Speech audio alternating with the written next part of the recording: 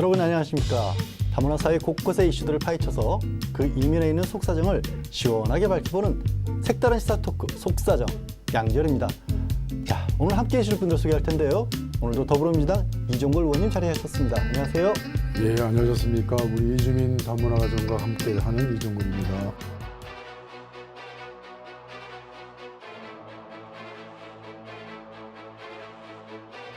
다문화 가정의 든든한 지원군 역할을 하고 계신 한국 다문화 가족 지원센터 협의회 신숙자 회장님 나오셨습니다. 안녕하세요. 안녕하세요.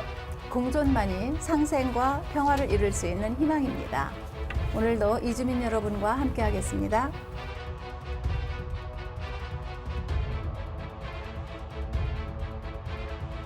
최초의 이주민 출신 국회의원이시고 한국문화다양성기구 이사장 맡고 계신 이자스민 전 의원님 나오셨습니다. 안녕하세요. 안녕하세요. 이자스민입니다. 반갑습니다.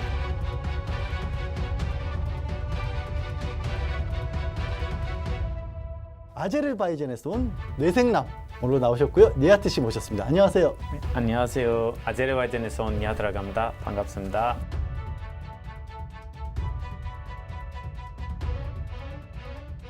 자, 혹시 유엔의 인종차별 철폐 협약에 대해서 아십니까?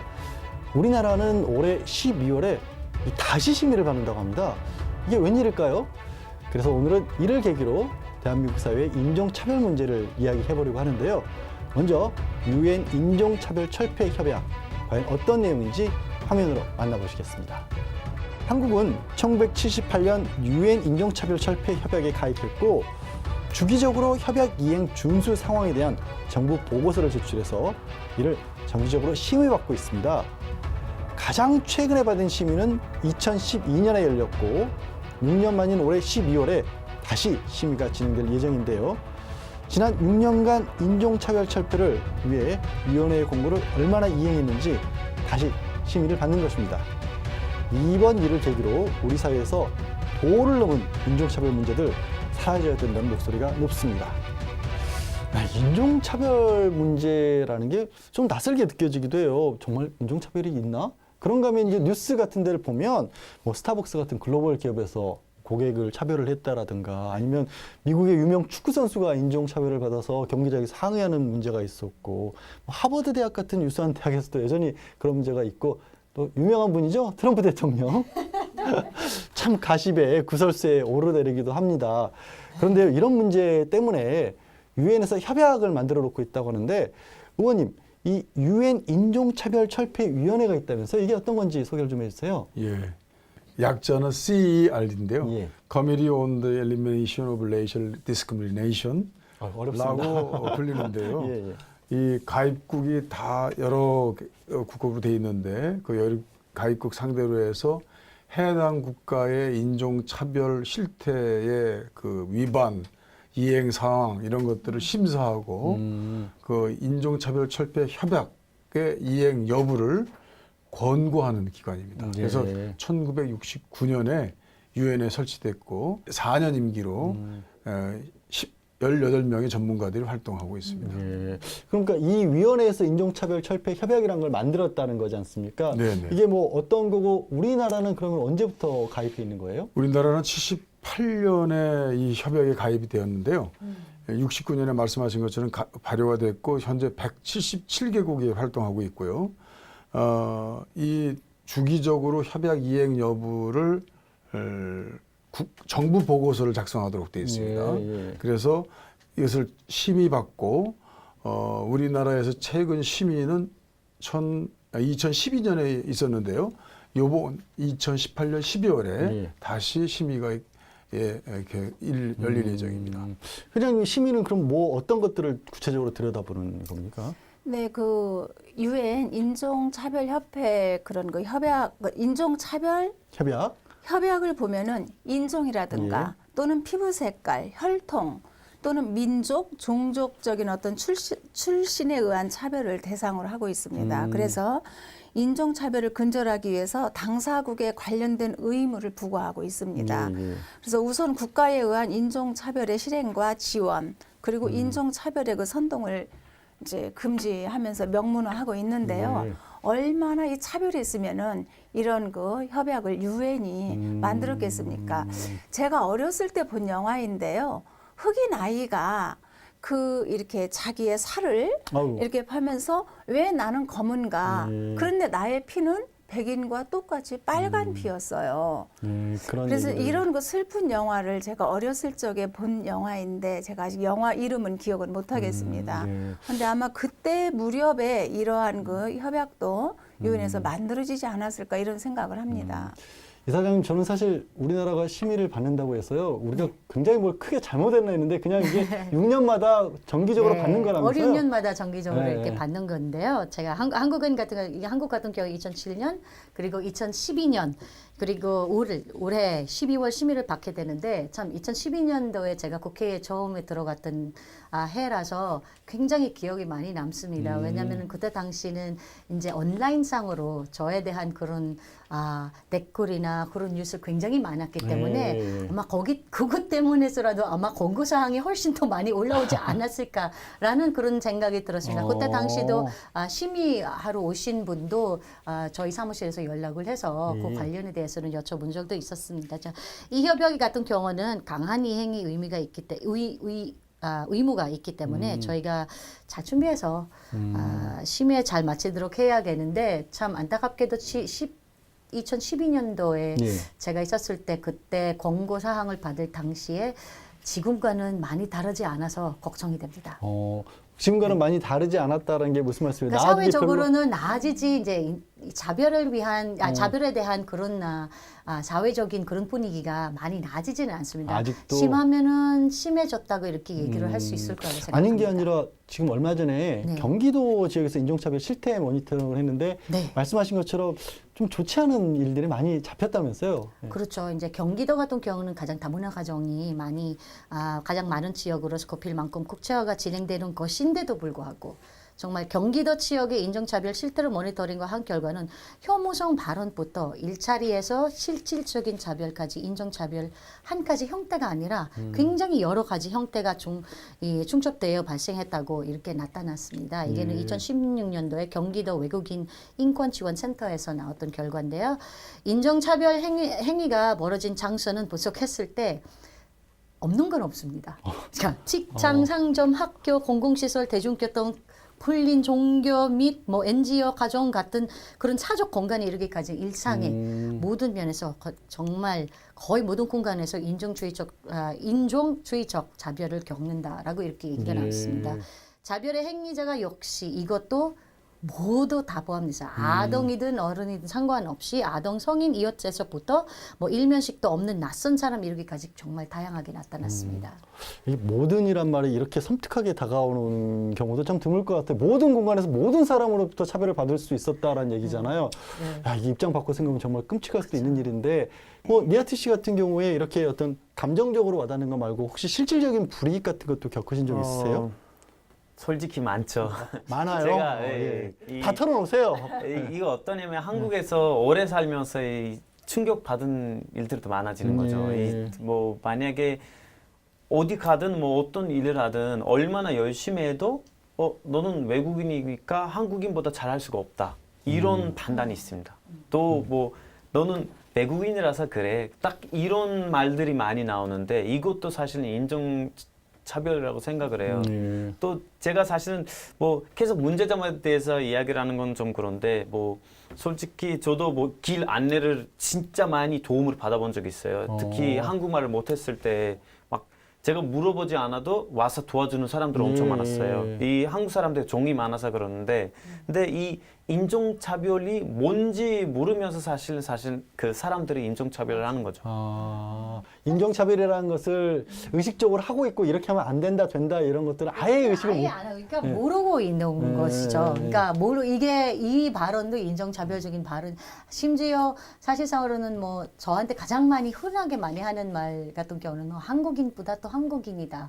라는 거거든요. 근데 사실상으로는 결국은 난 한국인이 아니라는 건데. 그것도 차별이네요, 사실은. 그렇죠. 그러니까 이게 세심하게 이렇게 다 보시면 전부 다 차별적인 그런 말투가 그런 요소가 이제 정의라는 이름으로 뭐 정다운 이야기다라고 이렇게 관심이다라고 그렇게 좀 약간 포장을 하는 경우가 많습니다. 예, 예. 사실 상대적으로 가장 어렵거나 힘든 작업을 배정을 받는 경우 아까 니하치를 말씀하신 것처럼 아 너는 외국인이라서는 이 정도밖에는 안 된다라고 그렇게 생각을 하는 경우가 있고요. 이 정도까지 할 수 있느냐라는 그런 질문 하는 조차도 안 하고요. 그냥 아 너는 외국인이니까 여기까지. 아, 뭐 너는 해외에서 배웠으니까 해외에서 공부를 했으니까 한국 문화는 아니면 한국 역사를 알아봤자 너 얼마나 알겠느냐라는 그런 부분들을 굉장히 많이 생각을 하고요. 그래서 비인격적인 그런 대우를 받는 것 이외에도 이주민이기 때문에 재형 과정에서 뭐 승진, 보상, 뭐 같은 그런 과정마다 차별적인 대우를 받고 있다고 느끼고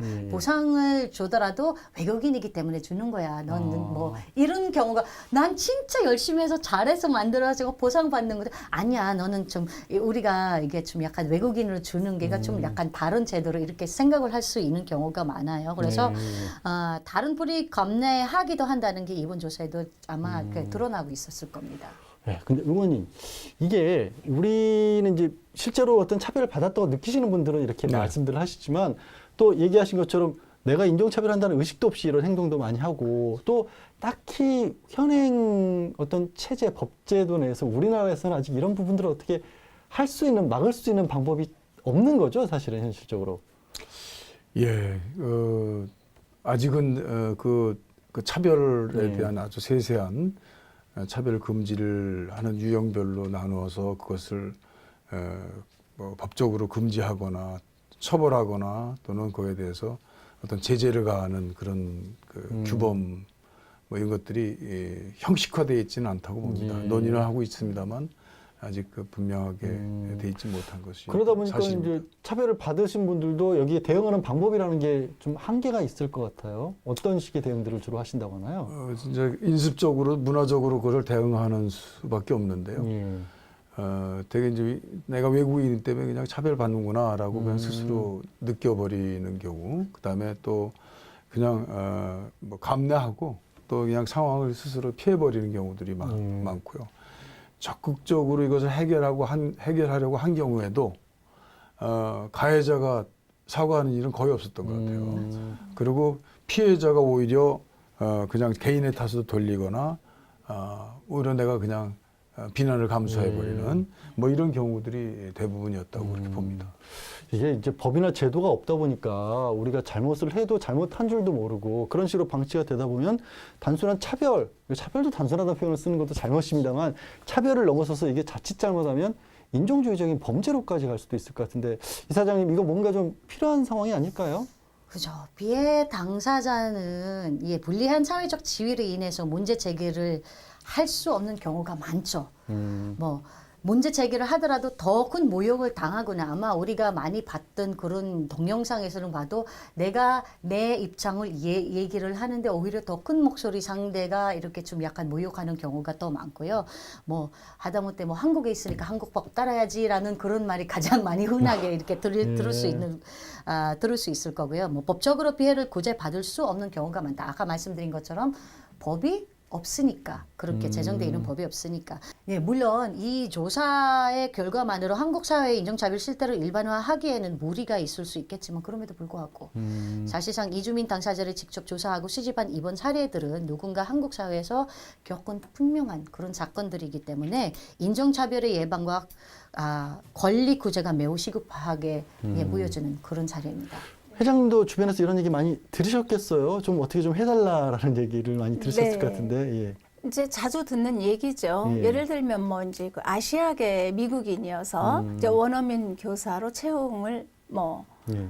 되지 못했다라든가 이제 이러한 것들 또는 그 이제 우리가 아직은 이제 다문화 사회이고 외국인들이 뭐 300만에 가깝다 이렇게 얘기는 하지만 아직도 우리는 단군의 자손이라는 그런 거 순혈주의 의식은 사실 강하거든요. 그래서 우리가 좀 더 이제 노력할 것은 이제 이렇게 다문화 TV를 통해서 다문화 인식을 좀 우리가 좀 더 이렇게 확장하는 것 매우 중요하다고 생각을 합니다. 그래서 이제 이주민 당사자들이 그 일상생활에서 그 좀 당한다고 할까요? 좀 이렇게 일반화된 이런 그 인종 차별을 겪고 있다면 예. 이제는 정부가 또 이제 사회가 이제 이러한 부분을 좀 그 어떤 그 법적으로 좀 제도화할 수 있어야 하겠죠. 예. 그래서 내가 아시아계 미국인이어서 원어민 교사 채용해서 뭐 떨어졌다라든가 이러한 때는 이제 그러한 제도가 좀 중요할 것 같습니다. 그래서 유엔 인종차별위원회에서도 수년 전부터 그런 거 차별적인 표현, 고용이라는 그 행동을 좀 규제하는 법을 만들라고 만들어라라고 한국 정부에 현재 요청하고 있는 그런 상황입니다. 예. 부모님, 사실 우리 사회에서도요, 이제 최근에 그러니까 제주도 난민 신청을 관련해서 큰 논쟁이 있었지 않습니까? 네. 어찌 보면 이게 우리가 인종차별과 관련한 얘기라는 데 있어서 최근에 있었던 가장 큰 사건, 사례라고 들 수가 있겠죠. 네. 인종차별 관련해서. 네. 그 제주 난민을 지금 완전히 수용한 것도 아니지만 그 수용되어 가는 그 과정을 보면은 우리가 굉장히 과민한 반응을 보였던 것도 사실입니다.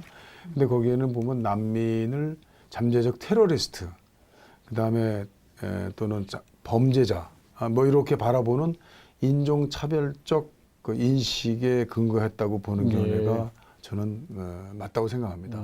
그 과정 중에서 이제 가짜 뉴스도 막 부추겨지고 또 헛소문 같은 것들이 막 드러나면서 사실 인종차별을 더 부추겼다고 이렇게 볼 수 있겠죠.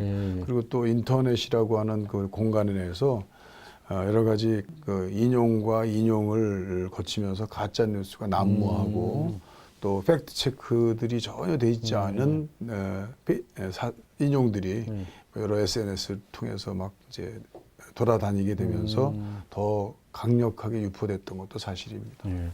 니아트 씨, 아닌 게 아니라 저도 한참 제주 난민 관련해서 논쟁이 뜨거웠을 때 인터넷 이렇게 찾다 보니까 정말 뭐 무시무시한 얘기들이 많이 있어요. 정말 네. 당장이라도 큰일이 대한민국에 일어날 것처럼 그렇게 사진들 같은 것도 막 뿌려지고 그랬는데 대표적인 것들을 많이 보셨죠? 네, 그 대표적으로 인터넷 커뮤니티에 나오는 사진 하나 있는데 그 여성들이 뭐 얼굴 멍들고 뭐 찢어진 사진 하나 있는데 그걸 이제 인터넷에 올려서 무슬림 남성에게 폭행 당한 영국 여성들이라고 그 제목으로 확산했는데 이 사진을 이제 유포한 사람이 이 사진을 올리면서 이제 무슬림들이 살인과 강간을 그 일삼 사람들이라면서 사진 속 여자들이 무슬림 남성에게 폭행 당했다고 그 표시했습니다.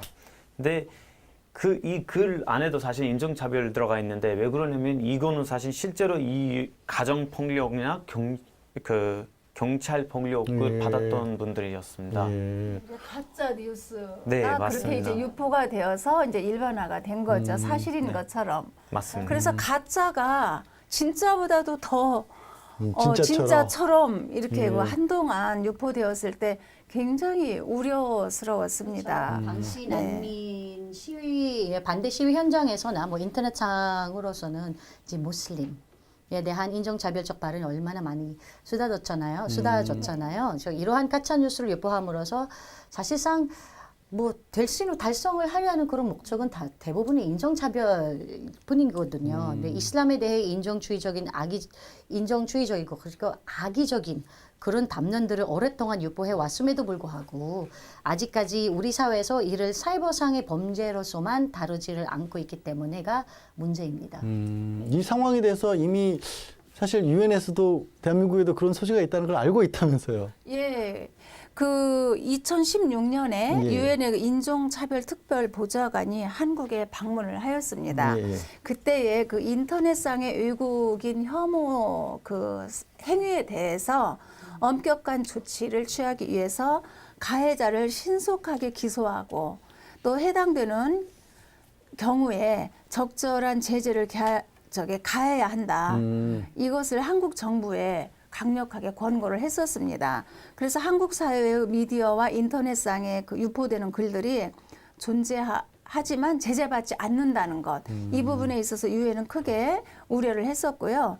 유엔 그 인종차별 철폐 협약에 가입한 국가로서 그 책임을 방기하고 있다. 라는 이제 그러한 좀 지적을 받은 거죠. 예. 그래서 이번에 그 난민 사태도 사실은 근데 일상 우리 그 뭔가 뿌리 깊은 네. 사람들이 머릿속에 잘못된 생각들이 잡혀 있는 그런 데서 출발이 이루어졌다. 이럴 수도 맞습니다. 있겠죠. 그러면서 NGO들의 우리들의 논의가 있었어요, 사실은. 난민 중에 단 한 명이라도 그 IS가 있으면 어떻게 할 것이냐. 여기에 관한 주제로 갖고 이제 우리 국민의 안전상의 이유를 얘기했었는데요. 사실은 그렇다면 한 명의 IS 때문에 나머지의 561명이 들어왔다 하는데 한 명의 IS 때문에 나머지 560명을 버려야 하는가. 사실은 이러한 논의들이 우리 사회에서도 활발하게 논의가 되고 있었습니다. 예.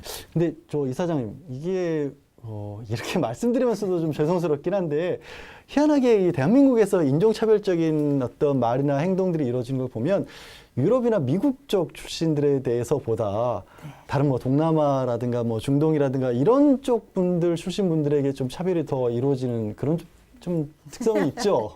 예. 그러니까 제가 국회에 들어갔을 때는 가장 기억에 남는 댓글 하나가 있었습니다. 예. 거기에서 이제 좀 약간 심하게 이렇게 댓글을 많이 달다가 어떤 사람이 이렇게 달아주더라고요. 만약에 이자스민이 백인이었으면 아이고. 어땠을까라는 그런 질문을 했었어요. 그래서 뭐 많은 사람들이 그렇게 생각을 해서 만약에 백인이었으면 조금 더 다르게 바라봤을지 않을까, 조금 더 공정적으로 바라봤을지 않을까. 근데 사실상으로는 대한민국에서 인종차별에 대한 그런 이유가 수많은 이유 중 하나가 좀 약간 문화적인 그런 부분이 있는 것 같습니다. 특히 대한민국은 다문화 열풍이 불기 전까지는 사실상 가장 많이 이제 단일 문화라는 그런 단일 말이 많이 민족, 뭐, 예, 다 단일 민족, 단일 예. 문화라는 그걸 강조해서 되게 사랑스럽게 이렇게 여겼었잖아요. 뭐 많은 이유가 있지만 그중 하나가 뭐 민족을 지키기 위한 것이고 뭐 단합을 이루기 위한 것이고라는 그런 얘기를 많은데 근데 이것이 한국 내에서 다문화에 대한 부정적인 뭐 인식과 그리고 편견, 차별의 원인 중 하나라고 볼 수 있어요. 사실상 어떻게 보면은 빙계도 될 수는 예. 있을 것 같아요. 예. 예. 예. 사실 단일민족 이념에 반대되는 과학적 증거가 계속해서 발견되고 있고요. 수많은 이 문화 인류 학자들도 세계의 단일민족 존재 가능성이 거의 없다고 이렇게 말하다는 점에서 뭐 우리나라도 이제 단일 혈통의 국가로만 보기는 좀 어렵고요. 이제는 국제 결혼 증가도 그렇고 이제 중소기업에 물론 농촌과 어촌에서 외국인 노동자가 없으면 이제 업무가 마비될 정도로 외국인 노동자는 산업에 받쳐주는 디딤돌이 되어 주고 있기 때문에 이게 조금 더 약간 많은 변화가 이제 생각에 대한 조금 더 머릿속에는 이해가 가지만 마음속까지 내려왔으면 하는 그런 생각이 들었습니다. 회장님, 근데 네. 우리가 예전부터 이러진 않았을 거 아니에요. 예전부터 뭐 좀 백인을 네. 뭐 이렇게 좀 잘 대한다거나 이런 문화가 있었던 건 아니죠. 예, 그렇습니다. 이제 기록을 보면은요, 예. 우리가 그 1876년에 그 강화도 조약이 체결이 되잖아요. 제가 살고 있는 사무실에서 강화도 조약 체결한 곳이 있습니다. 바로 가깝게. 오. 이제 역사의 현장에 살면서 가끔 생각해 보는데요. 그 한반도에 이 강화도 조약이 체결되기 전에는 이러한 인종에 관해서 사실은 몰랐다고 합니다. 그때는 뭐 우리가 흑인이라든가 다른 사람을 백인이라든가 볼 수 있는 그런 그 기회도 없었지요. 거의 드물었죠. 네, 예. 그런데 이제 사실은 그 굴욕적인 개항을 당한 우리 그 조선의 엘리트들이 백인들의 그 서양 제국주의 예, 이제 그 서열 의식을 굉장히 빠르게 받아들였다라는 이제 역사는 그렇게 네. 얘기하고 있습니다. 그런데 대화파 지식인들이 그 당시에 미국이나 이제 일본으로 이제 유학을 갔었잖아요. 여기서 이제 그 미국의 노예제도를 본 거죠. 그러면서 백인들이 굉장히 우월하다라고 생각을 하게 된 계기가 되었다고 합니다.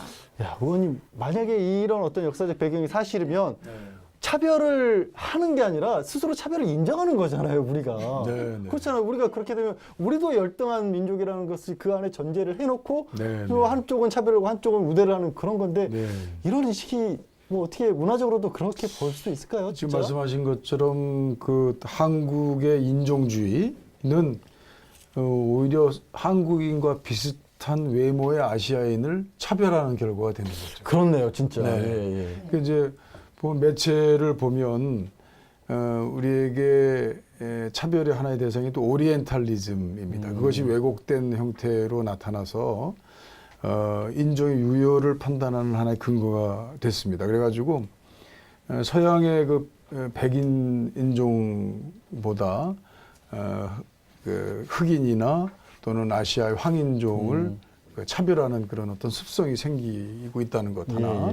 그리고 또 하나는 이제 최근에 생긴 물신주의적 영향에 따라서 국가의 경제력의 차이에 따라서 인종을 나누는 경향이 있다. 그래서 상대적으로 가난한 아시아 국가 출신의 국민이 인종차별을 받게 되는 이제 타겟가 되는 것이죠. 그래서 그 어느 조사 보고서를 보면 희부색이 희거나 또 경제적으로 좀 부강한 나라의 그 사람들의 경우에는 뭐 한 40%도 안 되는 인종차별을 받은 경험이 거의 없다라고 하는 그런 이제 증언을 하는 것을 저희들은 눈에 볼 수 있습니다. 네, 좀 의원님 말씀 듣다 보니까 저도 그런 생각해 보니까 차별을 하려면 피부색이 다른 사람들을 차별하고 어떻게 피부색이라는 표현도 좀 뭐 부적절하지만 어쨌든 비슷해 보이는 아시아 계열끼리는 차별을 좀 덜하고 뭐 백인이 됐든 흑인이 됐든 좀 달라 보이는 분들은 차별을 많이 해야 될 것 같은데 의원님 지적해 주신 것처럼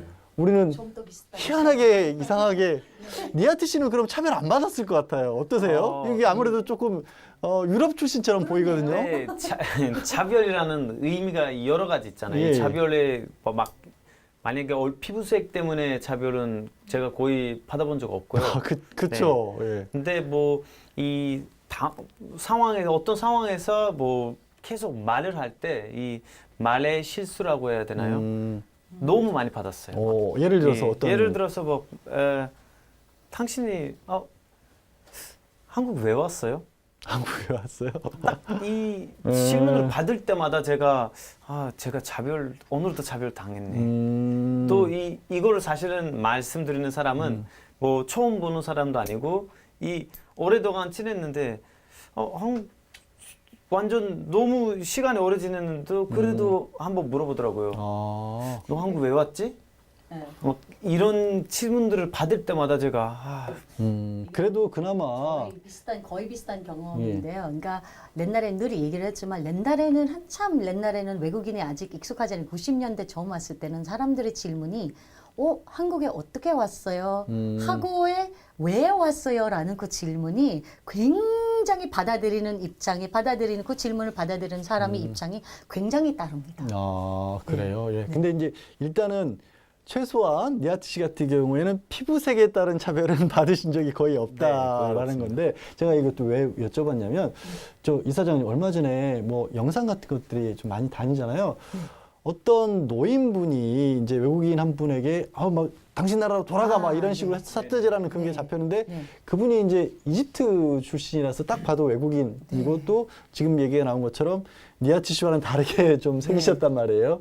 그런 거 볼 때 어떠셨어요? 꼭 내 문제만인 것 같죠. 아, 저도 그래요? 그런 소리가 한두 번 들어본 적이 그런 소리는 한두 번에 들은 적이 아니라서 들어온 거는 아니라서 정말 많은 이제 몇 번인지는 모를 만큼 이렇게 많이 들었었어요. 근데 그 사건도 마찬가지로 우리가 얼마 전에도 그 우즈베키스탄 학생에 대한 그런 사건도 있었습니다. 예. 사실 이 주립국 사무소 단속반이 건설 현장에서 미등록자 제보 과정에서는 신원 확인도 하지 않아서 이 학생 폭행한 사건이 기억을 하실 거고요. 단속반 5명이 우즈베키스탄 유학생 1명을 수차례 주먹을 때리고 넘어뜨리고 뭐 발로 짓밟아서 이게 정말 이 공분을 일으켰는데 당시 단속반들이 말렸던 그런 주민들에게 할 말은 뭐 얼굴만 봐도 안다.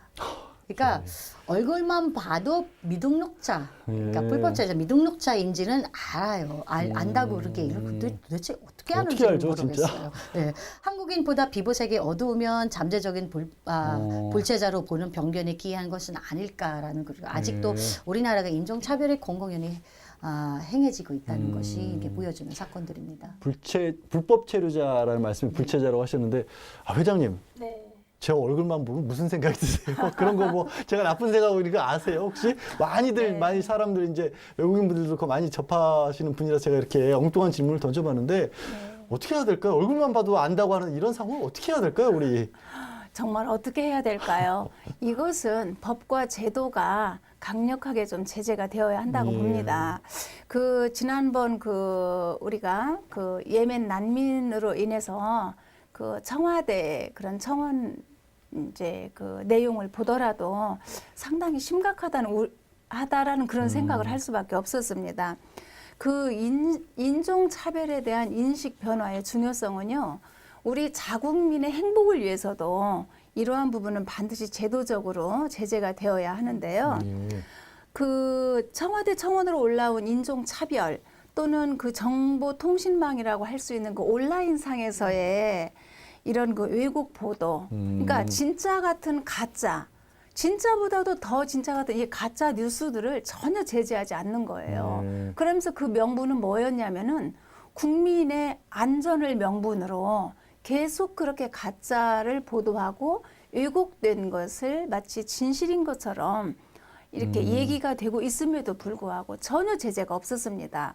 그래서 사실은 이게 국제적으로도 OECD 국가로서도 매우 부끄러운 현실입니다. 즉 문화 지체 현상이 우리 내부에서 일어나는 거예요. 허리띠 졸라매서 잘 사는 나라가 되었는데 이처럼 우리가 수용력이나 포용력은 매우 부족하다는 현실이죠. 그래서 저는 인종차별 철폐 협약에 대한 그 협약을 반드시 이행을 하고요.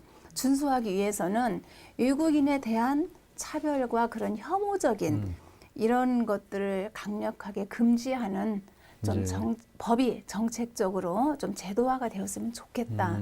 정말 이러한 부분이 지금 우리 사회를 성숙하게 할 수 있는 그래서 정말 공존과 상생으로 평화롭게 살 수 있는 국가로 발전할 수 있다는 생각을 합니다. 예, 지금 이제 해주신 말씀을 듣다 보니까 저런 부분들을 우리가 빨리 이뤄내서 성숙해지지 않으면 어떤 일이 벌어질까? 바로 이웃나라 일본에서 있었던 일들을 생각해 볼 수가 있을 것 같아요. 헤이트 스피치라고 하죠. 아주 공공연하게 드러내놓고 그냥 차별 정도가 아니라 찍어서 증오하는 그런 발언들까지 막 나오는 건데 일본에서는 우리 한국 출신 분들이 그런 차별을 받는 일들, 차별이 아니라 정말 증오의 대상이 되는 일들이 있었잖아요, 회장님. 실제로 그렇습니다. 그래서 우리가 말하기도 하고 싶지 않은 얘기예요. 우리가 계속 조센징이라는 얘기를 일본인으로부터 듣고 있었고요. 또 제가 그 러시아에 갔을 때에 이르쿠츠크에서 있었던 일인데요.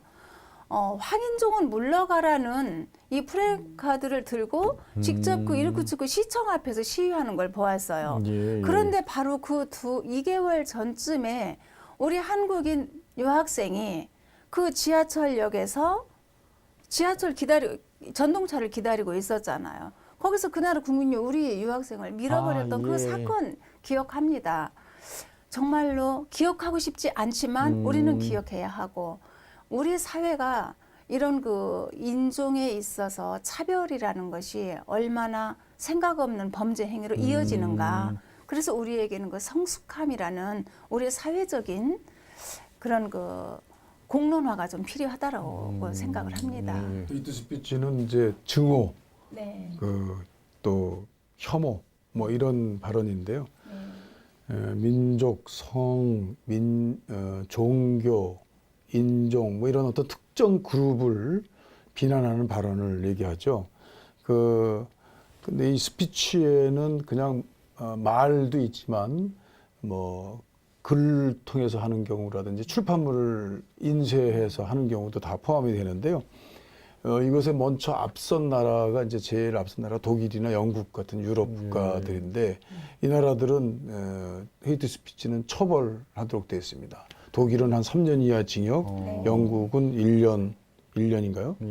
그 정도로 처벌하도록 돼 있고 이제 독일은 근데 아주 구체적으로 모욕하거나 또는 악의적으로 비난하거나 이런 방법으로 타인의 인간적 존엄성을 해한 경우라고 해서 아주 형상화해 놓은 이제 그 법 조항이 있고요. 영국의 경우는 좀 넓게 그냥 혐오 발언을 한 경우에는 뭐 피부색이나 인종이나 국정이나 출신국이나 기타 뭐 민족 기타 이런 것에 차별적 혐오 발언을 한 경우에는 처벌하는 걸로 이렇게 되어 있습니다.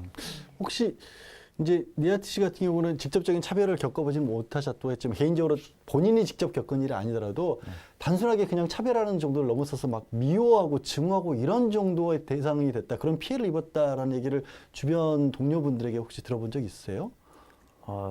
딱히 들어본 적이 없는데, 근데 제가 SNS 활동을 많이 하는데 아, 예. SNS에서 진짜 많이 봤습니다. 아, 그래요? 네. 오. 근데 제가 말씀드리고 싶은 거는 계속 우리가 막 이야기를 했는데, 이 만약에 뭐 그 이집트 남성분한테 뭐 폭행 같은 경우에도 제가 그 영상을 보고 그 영상보다는 사실은 그 밑에 댓글들을 열심히 봤는데, 아, 예, 예. 근데 밑에서 하나도 그 한국 그 남성분이 노인분이? 네, 네. 편을 드는 사람 하나도 없었어요. 한국 사람들 댓글 다루는데도 다들 이거는 인종차별이다, 인종차별이다, 아. 다들 말씀을 하더라고요. 아. 그래서 이 사실은 5천만 명 중에 몇 명밖에 안 될 거예요. 그분들은 그런 행동을 할 사람들이. 예, 예. 근데 그런 사람들의 행동을 없애려고, 그런 문제들을 없애려고 법이 무조건 바뀌어야 된다고 생각을 합니다. 예. 그래도 참 그나마 다행이네요. 근데 그런데도 불구하고 이제 저희가 이런 얘기를 굳이 더 나누는 이유가 작은 숫자일지 모르지만 이게 언제 또 그냥 방치하면 커질 수도 모르는 거거든요. 그럼 뭐 우리 한국인들을 향해서 일본의 극우주의라고 했던 사람들이 사실 아주 조그만 사람이 있다가 어느 순간인가부터는 일본 전체 여론을 지금 뭐 좌지우지할 정도가 됐거든요. 이사장님도 이런 부분에 대해서 좀 걱정을 하시겠죠, 당연히. 그렇죠. 이번에 난민 사태만 보더라도 뭐 그들이 들어오면 우리의 일자리가 없어진다. 뭐 성폭행이 증가하고 범죄율이 올라간다.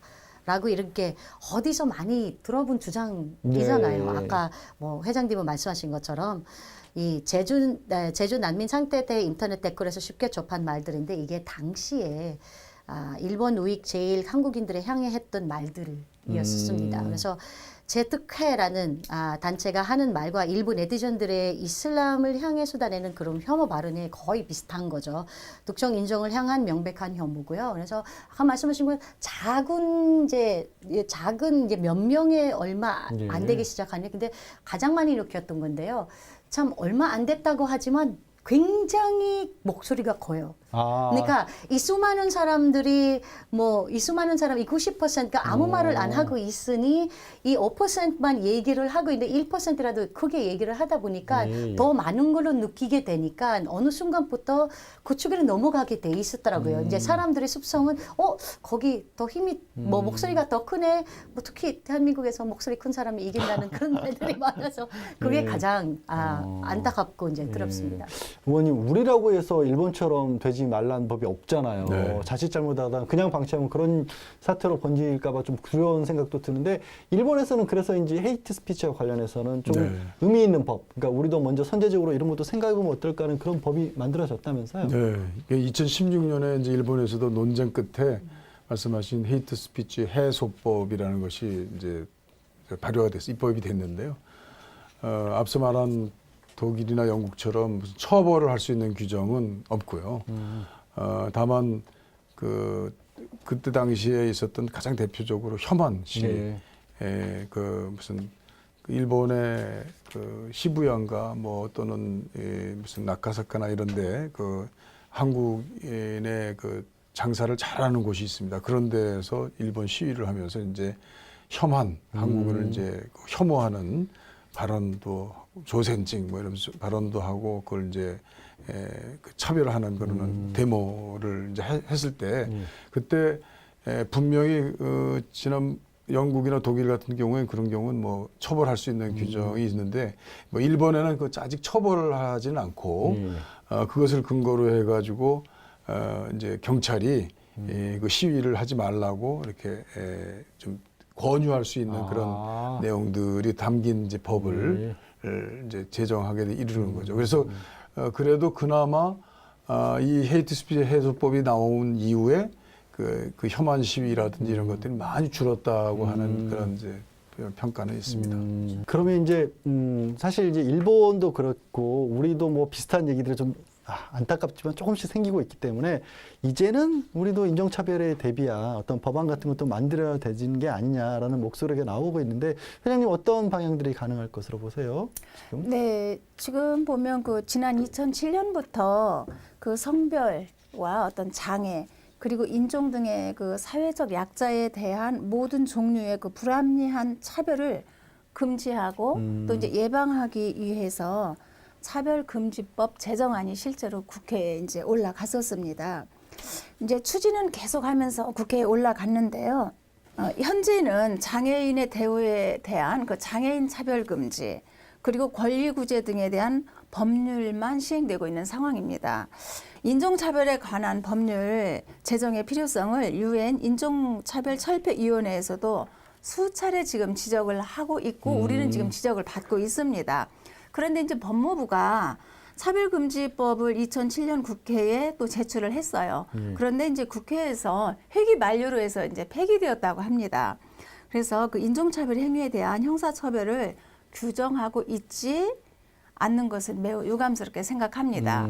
자, 그렇다면 지금 토론을 보고 있는 우리 국민 여러분들, 우리 함께 생각해 볼 필요가 있습니다. 헤이트 스피치, 바로 가까운 이웃 나라에서 우리가 당하고 있거든요. 생각해 보시죠. 우리가 무엇을 그렇게 일본인에게 잘못했습니까? 우리 당해야 할 이유가 아무것도 없습니다. 그럼에도 불구하고 이렇게 일본으로부터 우리가 당하고 있는데 시집살이를 해본 사람이 시집살이를 시키는 격입니까? 우리만이라도 좀 더 성숙한 사회로 우리가 나아갈 때 일본도 감히 우리에게 이러한 행동을 할 수 없다라고 생각을 합니다. 그럼 의원님께서 답을 좀 해주셔야 될 것 같아요. 국회에서 좀 서둘러 주셔야 되는 거 아닐까요? 왜 이렇게 안 만들어질까요, 우리가? 지금 신숙자 선생님 말씀하신 것처럼 국가인권위원회법에 보면은 그런 이제 차별을 금지하는 그 규정들이 있습니다. 그러나 그것이 제재하거나 처벌하는 규정이 없어서 완전한 그것을 정지시키거나 금지하는 그 행위까지는 못하게 돼 있는데요. 뭐 저도 낸 적이 있습니다만 이 차별금지법의 범위를 넓혀 있다 보니까 그런 이제 종교적인 운동에 관해서도 차별이다. 그래서 예를 들면 길거리에서 예수 믿으세요라고 한 것도 종교를 믿지 않은 사람한테는 그 발언한 것도 차별이다. 이렇게 해석하는 넓은 범위의 그 해석 상황이 있습니다. 또는 성차별인데 그걸 양성차별이라고 하면 괜찮은데 성차별이라고 해서 동성애 같은 경우도 동성애 아닌 사람에 대한 차별과 불차별을 서로 의논하는 그런 경우도 있습니다. 그래서 이제 이 법이 너무 넓게 하다 보니까 지금 현재 그 증오범죄 또는 차별금지 기타 여러 행위들이 난무하다 보니까 헤이트 스피치마저도 좁은 의미의 헤이트 스피치마저도 우리 법에 이르지 못하게 되는. 그 지금 말씀하신 것처럼 지난번에 회기 불개속위에서 폐기돼서 지금 현재로서는 아직 완전한 입법에 이르지 못한 경우입니다. 근데 제가 볼 때는 우선 지금 오늘 말씀드린 그 인종차별, 전 세계 인종차별에 관한 처벌을 하지 않은 나라가 거의 없습니다. 우리나라가 거의 유일한 것입니다. 심지어는 일본도 그 점에서는 보수적이지만 처벌과 제재는 하지 않았지만 그것을 권유하고 금지하는 규정까지는 나와 있던 거 아닙니까? 독일이나 영국은 그것을 다 처벌하고 있고요. 그렇기 때문에 이번에 오늘 이 방송을 계기로 듣고 또 보고 있는 분들의 그 정서를 잘 받들어서 그 아주 헤이트 스피치 중에서도 아주 그 전형적인 차별의 내용을 담고 있는 인종차별이라든지 기타 증오 범죄 운동의 경우에는 국회에서 하루빨리 입법이 될 수 있도록 해야 될 것이고 저도 노력하겠다는 말씀드립니다. 아마 니아트 씨가 꼭 여러분 이거는 꼭 시켜주세요. 이거는 꼭 넣어주세요라고 해주실 말씀이 있을 것 같아요. 네, 제가 한마디 하고 싶은데 딱 제가 듣기 싫어하는 말을 남한테 말을 안 했으면 좋겠어요. 딱 그 말이 아마 이 주제 결론일 것 같은데, 근데 만약에 뭐 이런 문제들을 해결하려고 뭐 제일 많이 뭐 이런 문제들이 퍼뜨리는 것은 인터넷이잖아요. 근데 그렇죠. 인터넷에서 이런 댓글들을 뭐 삭제하거나 경고를 줄 수 있는데, 그래도 사람들은 그냥 계속 이런 일이 일어날 것 같아요. 그래서 법적으로는 이 차별을 받게끔 만들어야 될 것 같고요. 또 예를 들면 뭐 요즘은 환경 문제 때문에 뭐 카페에서도 일회용 뭐 컵을 이제 없애려고 하잖아요. 예. 처음에는 다들 불편했는데 조금씩 이제 다들 그냥 익숙해지고 그냥 아무 문제도 없게끔 그냥 따라 하더라고요. 한국 사람들은 이 법이 생기면 무조건 그걸 잘 따르는데 그냥 법이 생기기만 하면 되잖아요. 알겠습니다. 맞습니다. 이제, 가장 예. 중요한 거는 가장 시급한 거는 사실상으로는 법적으로 인정차별의 청의조차가 존재하지 않다 보니까 어떻게 할지는 모르겠습니다. 이제 인종적 묘사한 관련하여 자별적인 그런 보도를 하면 안 된다라는 그런 방송법 6조 2항에는 규정만 가지고 있을 뿐 구체적인 내용이나 기준이 없고요. 예, 국가인권위원회는 이주인권 가이드라인에서는 무엇이 인종차별인지에 대한 개념 총의를 제시하지 않고 있고요. 예. 그래서 인종차별의 청의 및 처벌의 형법상에 규정하고 법제화에 이를 시급하고요. 지난 19대 국회에서는 사실상 인권법하고 차별 그 여야가 냈던 법이 있는데요. 법안인데 인권법하고 차별금지법에 이제 전부 다 둘 다 좀 약간 절해가 되는 그런 해피닝이 있었습니다. 그래서 앞으로도 좀 약간 긍정적인 말을 좀 약간 더 좋아하잖아요, 사람들은. 이제 영국 같은 경우는 병등법이라고는 있습니다. 평등법? 예. 병등법에 2010년도 10월 1일 병등법을 116개의 개별 법안을 하나로 단일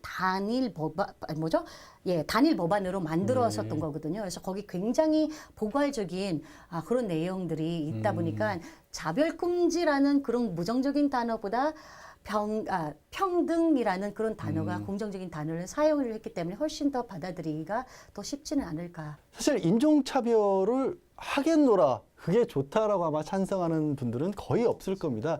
그런데도 불구하고 우리가 이 법과 제도가 없다 보니까 내가 뭔가를 잘못하고 있다라는 인식조차 없이 차별적인 발언이나 행동들을 하게 되는 일이 있을 것으로 보여서요. 아마 이 제도를 그리고 법을 만드는 것이 꼭 빨리 필요하다는 데는 많은 분들이 공감을 해주시지 않을까 싶습니다. 오늘 네 분 말씀 여기까지 듣겠습니다. 고맙습니다. 네, 혐오가 죄가 되지 않는 나라를 과연 어떻게 누가 인권국가라고 불러주겠습니까? 사람 위에 사람이 없듯이 인종과 국가로 사람을 나누고 차별하는 인종주의는 다문화 사회의 명백한 적입니다. 올여름 대한민국을 뜨겁게 달궜던 제주도 이예멘 난민 사태를 계기로 우리 사회에 여전히 인종차별 인식에 근거한 혐오가 조금은 있다, 혹은 팽배할 수도 있다, 이런 사실이 드러났죠. 우리는 우리가 차별을 당할 때는 분노하면서도요, 정작 우리가 차별하고 있다는 사실은 깨닫지 못하는 것은 아닐지 돌아보면 어떨까, 그럴 때인 것 같습니다. 네, 저희는 다음 주에 다시 찾아뵙겠습니다. 시청해주셔서 고맙습니다. 수고하셨습니다. 수고하셨습니다. 네, 고생하셨습니다.